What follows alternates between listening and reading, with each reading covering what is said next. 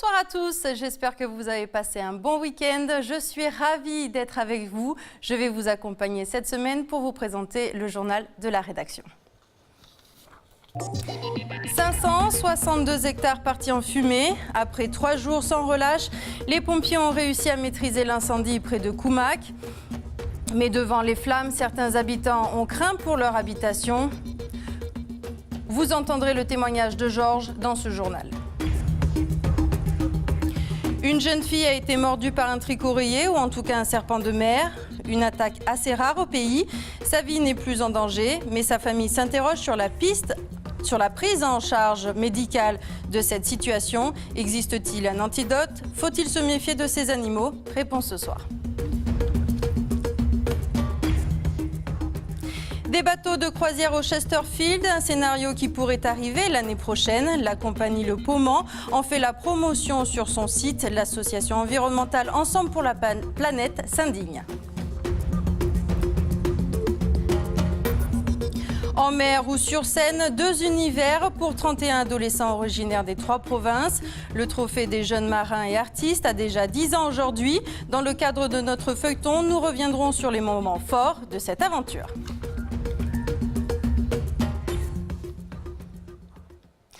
Après 3 jours de combat, les soldats du feu ont réussi à éteindre le gigantesque feu de Karambé. Depuis vendredi, les flammes se propageaient de chaque côté de la route. 562 hectares de végétation ont brûlé. Certains habitants ont eu très peur. Ils ont dû être évacués. Regardez sur ces images. Georges était chez lui. Les flammes étaient à quelques mètres de sa maison. On écoute Georges David au micro d'Anissa Toussi.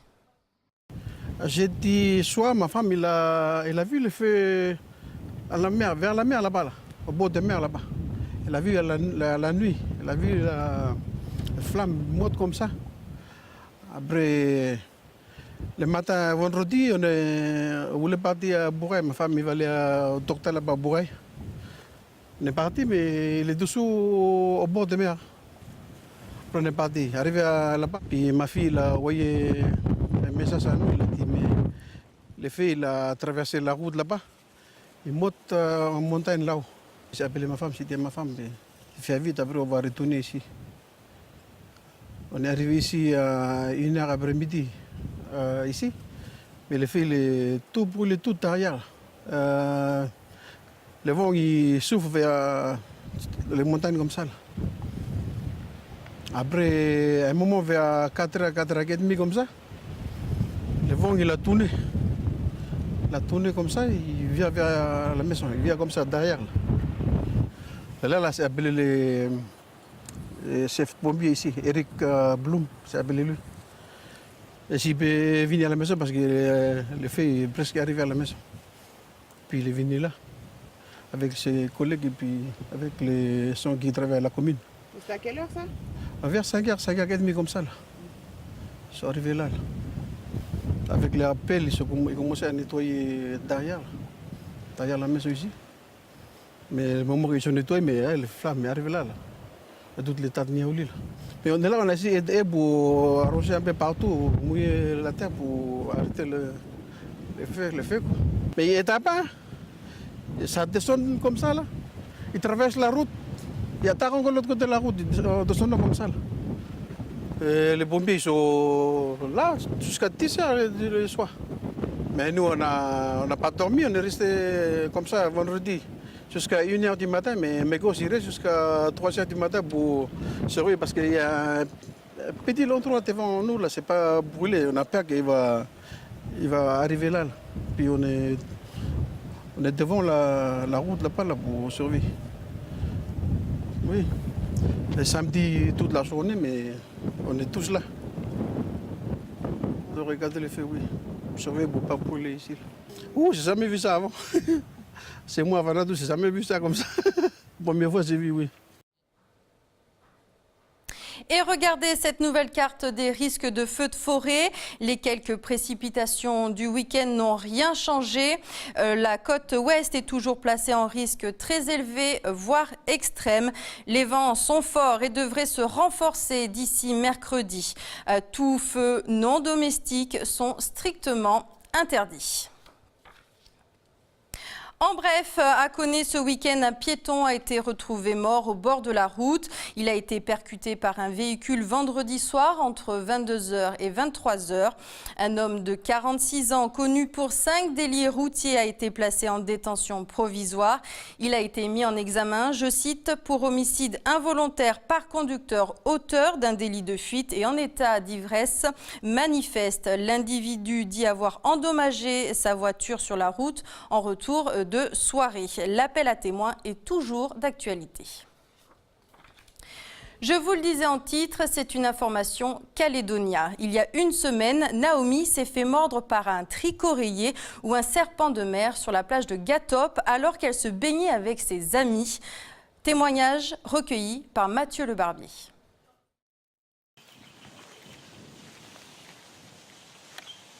Une amie, elle a dit comme ça qu'elle a vu un truc noir et blanc. Et puis là, j'ai regardé un peu au loin, et puis j'ai rien vu. Et puis quand je regarde près de moi, j'ai vu un truc bouger et j'ai vu que c'était un tricoréier.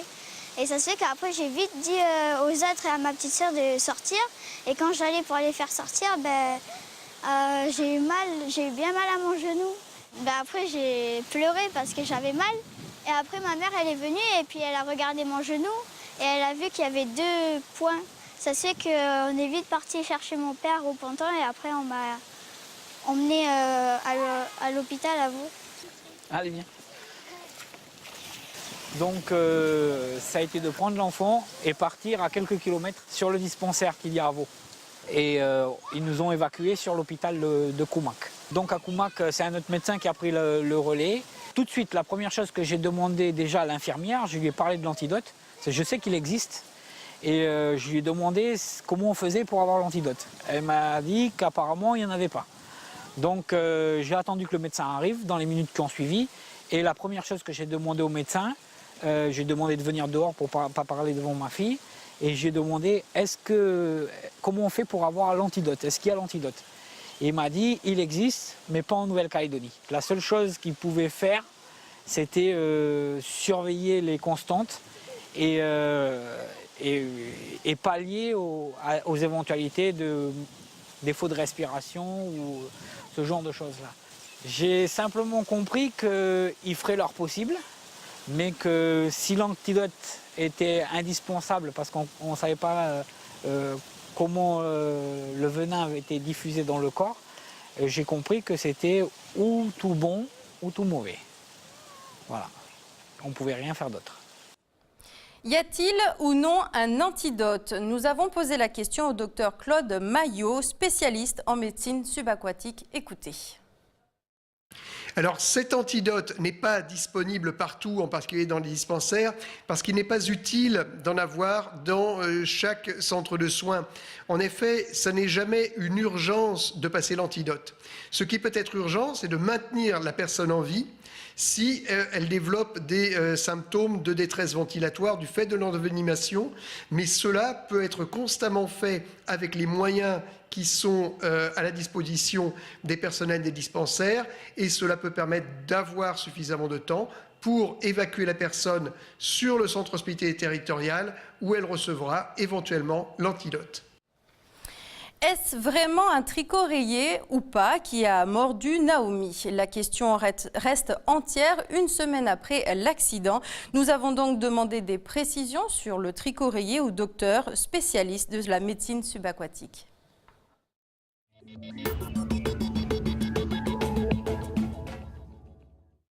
Docteur Maillot, bonjour. Bonjour. Alors, première question pour vous, par rapport à l'affaire de cette jeune fille qui s'est fait mordue par un serpent marin, est-ce qu'on est bien sûr qu'il s'agit bien d'un serpent? Eh bien, il n'y a pas de certitude dans cette affaire. Il y a des éléments qui sont concordants, comme le fait qu'il y ait eu la présence d'un serpent marin sur les lieux. Il y a certains éléments des lésions qui sont concordants également, et puis d'autres qui sont totalement discordants et qui laissent à penser que cette envenimation pourrait tout à fait avoir également une autre origine. D'accord, alors quel autre animal ça pourrait être si ce n'est pas un serpent? Alors ça pourrait éventuellement être également un ptéroïs, bien que d'après les informations qu'on a, il semblerait qu'il n'y ait pas de rochers à proximité de la zone où a eu lieu la morsure, en tout cas l'envenimation. Donc voilà, on a des éléments concordants, des éléments discordants. Quand on est dans ce cas de figure, il n'y a pas de certitude. Comment est-ce que mord un serpent, généralement, habituellement? Alors, Un serpent marin, il mord comme il veut. Alors il faut savoir, parce que ça va contre une idée reçue, que les serpents marins, contrairement à ce qu'on pense, ils sont capables d'ouvrir grand leur gueule et de mordre à n'importe quel endroit du corps. Donc ce qui explique en particulier que la croyance comme quoi ils ne peuvent mordre qu'entre les doigts est totalement dénuée de fondement. C'est totalement faux. Ils mordent où ils veulent. Est-ce qu'habituellement un serpent c'est agressif? Alors, ça dépend des espèces de serpents. Le tricorayé, enfin les tricorayés, puisqu'on a deux espèces ici, sont par définition très très peu agressifs. Ça fait partie des éléments discordants. C'est qu'une attaque spontanée par un tricorayé, ça serait quand même une première. Hein. Pour vous donner un exemple, les scientifiques qui en manipulent des centaines, voire des milliers, se font mordre de loin en loin. C'est très rare. Les gens qui les manipulent se font également mordre de temps en temps, mais spontanément, le tricorayé n'est pas un animal agressif. Combien de temps est-ce qu'il faut pour que la morsure devienne mortelle? Alors ça dépend de l'âge et du poids de la victime. Chez un petit enfant, ça peut être le cas en moins d'une demi-heure. On a deux cas, un décès qui a été publié par une équipe australienne, en moins d'une demi-heure, le temps du transport. Et un deuxième cas, c'est un des tout premiers qui a été relevé par mes collègues en Nouvelle-Calédonie, où le délai entre la morsure et la nécessité de mettre sous ventilation mécanique, sous respiration artificielle, le petit patient a été inférieur à une demi-heure. C'est pour ça qu'en cas de morsure par serpent marin, il faut réagir très très très vite, appeler les secours aussitôt, sans attendre qu'il y ait des signes d'envenimation. Imaginez un bateau de croisière accosté au Chesterfield, ce joyau au milieu du parc de la mer de Corail. Cette perspective, l'association environnementale Ensemble pour la planète s'y refuse et tire la sonnette d'alarme. La compagnie du Ponant envisagerait une escale de 2 jours dès avril 2019. Ce serait le navire le La Pérouse avec ses 200 passagers qui s'y arrêteraient. Écoutez Martine Cornaille, la présidente de PLP, elle est au micro de Lindsay Wamo. Cela nous a littéralement hérissés, d'abord parce que l'information n'est pas venue par le canal officiel. On aurait aimé que ce soit le gouvernement, via les affaires maritimes, qui nous en parle au titre donc de notre appartenance au comité de gestion du parc naturel de la mer de Corail. Et puis le fait lui-même nous a profondément choqués. On nous dit à grands frais de communication que la Nouvelle-Calédonie a une responsabilité particulière au travers de la préservation de ce qu'on appelle les récifs pristines, c'est-à-dire les récifs vierges. Cette zone des Chesterfield émarge à cette catégorie. Donc il faut, comme le disent les scientifiques, qu'elle demeure un sanctuaire et on ne peut pas envisager qu'au motif qu'on a beaucoup d'argent, on puisse aller abîmer le patrimoine naturel des Calédoniens et au-delà de l'humanité. EPLP demande donc une réglementation interdisant l'accès de ces bateaux et ce au plus vite car pour l'heure aucune loi n'existe. Écoutez Christophe Fonfred, chef de service de pêche et de l'environnement marin au gouvernement de la Nouvelle-Calédonie. Il est joint au téléphone par Vanessa Kédé. Si vous voulez, au niveau du projet de plan de gestion du parc naturel de la mer de Corail, l'objectif numéro 1, mais sur 40, c'est sanctuariser les récifs isolés. Donc ce sont des zones effectivement qui sont très riches en biodiversité, qui sont vierges ou quasi vierges, avec très très peu de passages. Et donc il faut que le comité de gestion du parc réfléchisse à la manière dont il souhaiterait gérer la zone. Est-ce qu'on interdit complètement à tout le monde l'accès? Est-ce qu'on autorise certaines choses pendant certaines périodes avec certaines méthodologies particulières? Donc là, on est en train, nous, en interne, de travailler au niveau technique sur ces sujets-là pour qu'ensuite on puisse en discuter en comité de gestion du parc naturel et qu'ensuite le gouvernement puisse décider de ce qu'il souhaite mettre en place. Donc on est en contact avec les croisières du Ponant, qui sont parfaitement au courant de la démarche et qui savent qu'aujourd'hui, effectivement, il n'y a pas de réglementation en place, mais ils s'attendent à ce qu'il y ait une réglementation avant avril 2019. En bref, le nombre de demandeurs d'emploi est en baisse, moins 8% de demandeurs d'emploi par rapport au deuxième trimestre 2016. 4 domaines sont particulièrement concernés, la construction, les services à la personne et à la collectivité, l'hôtellerie, restaurants et tourisme et enfin le support de l'entreprise. Hier, à Ouégoa, on votait pour réélire un nouveau conseil municipal. Seulement une petite moitié des électeurs se sont déplacés aux urnes. Aucune liste n'a obtenu de majorité absolue. Natacha Ogui. Hier, les habitants de Ouégoa étaient invités aux urnes pour élire leurs 19 nouveaux conseillers municipaux. 4 bureaux de vote ont été ouverts pour l'occasion. Avec 387 voix, la liste Union citoyenne, tirée par Johan Schwen, est arrivée en tête. Elle est suivie de près, avec 345 voix, par la liste FLNKS de Marcel Pimbou-Poumoine. Arrive ensuite la liste sans étiquette Entente communale, représentée par Richard Martin, avec 231 voix. Aucune des 3 listes n'a obtenu de majorité absolue. Et toutes seront donc de nouveau éligibles au second tour. La grande gagnante de ce premier tour reste donc l'abstention. 54% des votants ne s'étant pas dépassés jusqu'aux urnes. À titre de comparaison, en 2014, seulement 30% d'entre eux s'étaient abstenus. Si la campagne a repris aujourd'hui sur Ouégoa, l'ambiance reste au calme. Nous verrons si la mobilisation se fera plus forte ce dimanche lors du second tour. Des premiers points des Cagous dans la compétition internationale des U17. Ce week-end, la Nouvelle-Calédonie est sortie la tête haute de leur dernier match contre le Japon. 1-1. Je vous propose de revivre ce but.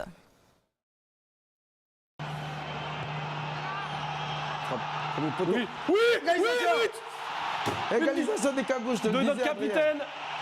Abiezer Djeno. De notre capitaine. C'est beau. Super. Et voilà, je te le disais, le scénario. Regarde cette image. Regarde cette image du coach. Super. On l'entend là, regardez le public. Bravo les gars. Ah, c'est beau, allez, faut le tenir le score maintenant. Ah, c'est super. C'est mérité, Jimmy. Ah, c'est mérité. Déviation au premier poteau, hein. De qui? C'est Bako? C'est Bako qui dévie au premier poteau. Il mérite aussi cette passe décisive, Bako, hein, parce qu'il fait son match. Et oui, c'est lui qui prolonge au premier poteau, qui permet à Abi d'égaliser. C'est super. Bien joué, petit. Voilà, bravo. La Nouvelle-Calédonie donc quitte la compétition. Les joueurs seront de retour au pays demain. La France, première du groupe, jouera contre l'Espagne, deuxième de son groupe, demain à 22h30. Se jeter à l'eau ou monter sur scène pour révéler ses talents sportifs ou musicaux, voici l'objectif du Trophée des jeunes marins et artistes. Pour cette 10e édition, 31 jeunes venus des 3 provinces participent. Pendant une semaine, ils vont devoir donner le meilleur d'eux-mêmes pour espérer soit vibrer sur les planches du festival Femme Funk, soit participer à un événement sportif international. Même si le défi est ambitieux, les adolescents sont surtout là pour partager la bonne humeur et le vivre ensemble. Océane Zobler.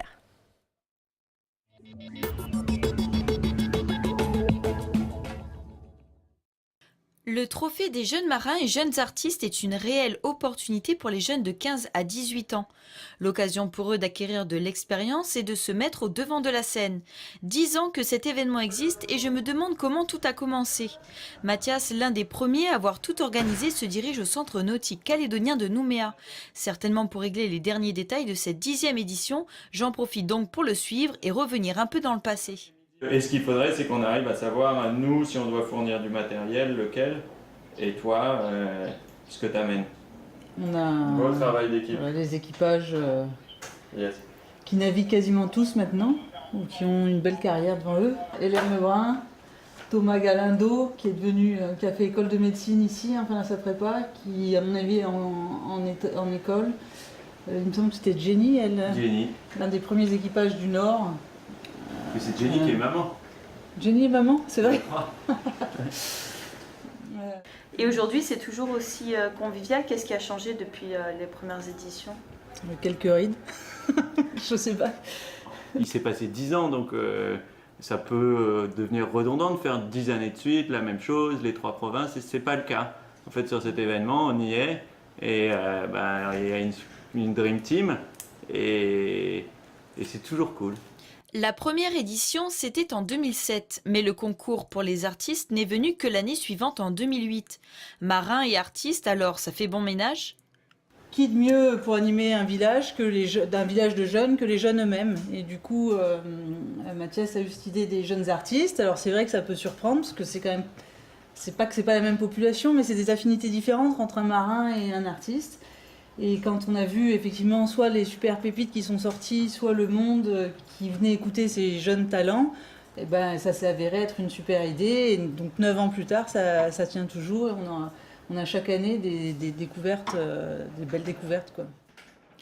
Chaque année, c'est environ 1500 marins et presque 1000 artistes, autant d'enfants que de souvenirs. Il faut nettoyer. Ouais. C'est l'occasion de ressortir un petit peu les vieilles photos. Ouais, mais de regarder. Toi, il y a sa petite sœur aujourd'hui qui vient. C'est Hélène, ça encore ? Elle est là. Ouais. Elle est là. Ouais, c'est ça. Et Mika. Oui. Renato. Ouais. Kim. Lui, il est toujours là. C'est un prof de poney, Pierre. Et donc, il accompagne ses élèves chaque année qui participent, ils montent et on le revoit cette année sur le stage. Oui. Donc, oh là là. Delphi, la première à avoir chanté au trophée dont je parlais tout à l'heure. C'est les 5 ans. On avait fait déjà une fête ici pour les 5 ans. Kevin. Nous, on mettait les jeunes, on les faisait travailler, on disait allez, faites votre hymne les jeunes. Et en une semaine, en 2 jours, ils nous pendaient quelque chose. Donc il va où ce qu'il vaut, mais c'est génial. La suite de notre feuilleton demain, nous irons à la rencontre d'Axel Roy, un jeune artiste de Nessadiou qui fait de la musique country. Savez-vous jouer de l'orgue? Moi, non, mais Kemp English, un organiste originaire d'Écosse vivant en Nouvelle-Zélande, vient d'arriver au pays. Il va jouer ce mercredi et ce samedi à la cathédrale Saint-Joseph de Nouméa. Écoutez.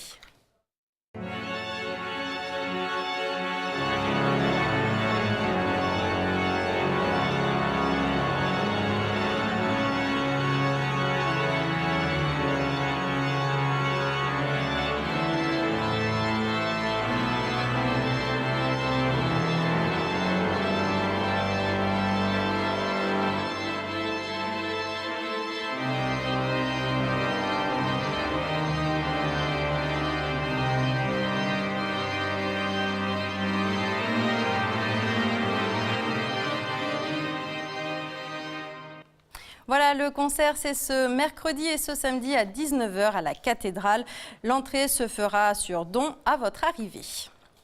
C'est la fin de cette édition. Merci de nous avoir suivis.